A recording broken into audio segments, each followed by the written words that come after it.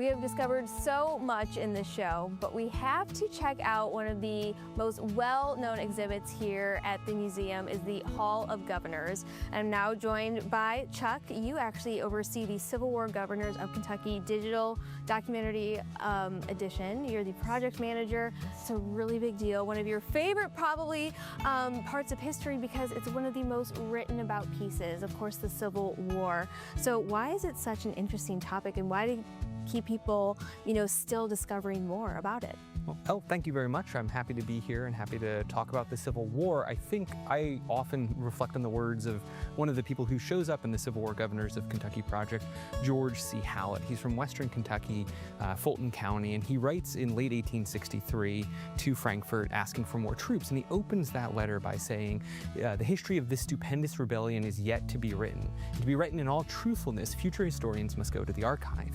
They need to come to places like KHS. They need to come here and read the documents and understand what is happening. And Hallett's letter goes on, right, to talk about what is happening in Western Kentucky. There's Confederate guerrillas, there's Union soldiers who are causing problems. Things are a little chaotic.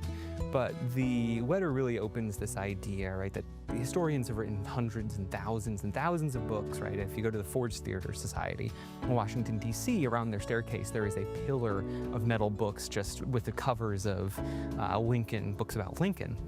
Historians have written about the Civil War, I think, because of Hallett's, or in some ways because of Hallett's quote. We're celebrating our 250th anniversary this year for America 250. Over 160 of those years have lived with the legacies of the Civil War. As Hallett would talk about in that letter, the conflicts between Confederate guerrillas, Union soldiers, and local residents scar the area. Kentuckians and Americans are scarred by the conflict. It resonates through every home. There are heroes, there are villains. There's plenty of things for people to talk about, and for plenty of things for Americans to continue wrestling with the meaning of the war and its aftermath. So important. How are you making the Civil War so accessible to people today? Yeah, so the Civil War Governors of Kentucky project has digitized over 10,000 documents written to the governors. So it's more than a project about the men that are the governors. It is a project about ordinary people and using the office of the governors, these men who oversaw the state, and how how ordinary people navigated the war. So we have digitized these 10,000 documents. So if you want to try your hand at reading 19th century handwriting, I don't necessarily recommend that.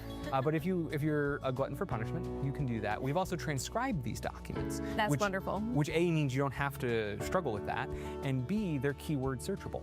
So we've only uploaded about half the documents we have. We have another 10,000 or so we're going to upload, and they cover everything from Abraham Lincoln's election in November of 1860 to the end of slavery in December of 1865 in Kentucky. So they are creating these opportunities for people to research, discover more about the Civil War in Kentucky. We've also created annotated biographies of every person that shows up in about 3,000 of those documents. So we've got a lot more work to do, but it creates these launching pads for learning more about Civil War Kentucky. That is amazing, going through all of those documents. I mean, you are the project manager of this, so what have been some of your favorite findings out of all 10,000 documents? I would love to pick more than one, but to keep things simple, I'll pick one document. It is a document from early in the Civil War. It is written from James Talby around Wolfe County towards eastern Kentucky, and he writes to Beriah McGoffin, the governor then at the time, and he goes, look, we're friends. I'm old, I'm a War of 1812 veteran, we're old friends. You and I know each other. So I got into a fight, I got into a barroom brawl, but I'm an old man, I've got a family, I'm a poor man, and could you relieve the fine? Just so you know that we're so close friends, I named my new twins, my second wife, the twins, I named them after you. This letter seems really simple, but is one of those many thousands of letters that come from ordinary people.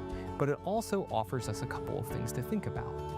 The idea of poor men or poverty inflicting people as being a reason for writing for a remission of their fines shows up hundreds of times in these documents.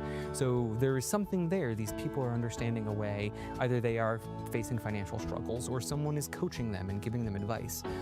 There's also a little bit of intrigue here. Talby lies. He didn't name his kids after Beriah McGoffin. They're named Greenville and Granville. We know this because of the biographies we do. We get to look into his family, and he has twins. He's not lying about that, but he gives them different names. He also gives a little bit of humor. He talks about his wife feeding them ram's meat so they'll grow up big and strong. So it's not about everything, but it does encapsulate during the war, you have this conflict, like there's the conflict going on, and yet there is also this personal struggle of like, hey, I have a problem. I'm not above lying to try and get my fine remitted. Wow, so neat. So if people are interested in seeing these documents, how can people find those? Yeah, you can find them on the Civil War Governors of Kentucky website. It's at discovery.civilwargovernors.org. It is freely accessible. We also have interpretive materials, lesson plans, digital exhibits, and interpretive essays, along with all of those documents. You can also learn more about the Civil War in Kentucky. Later this fall, in September, we have an event called Civil War History Day. It's going to be September 19th this year, and we're going to talk about guerrilla violence. Very, very cool. Chuck, thank you so much for chatting with me today. Such neat stuff here. So if you're interested in learning more, so much more, just head over to history.ky.gov.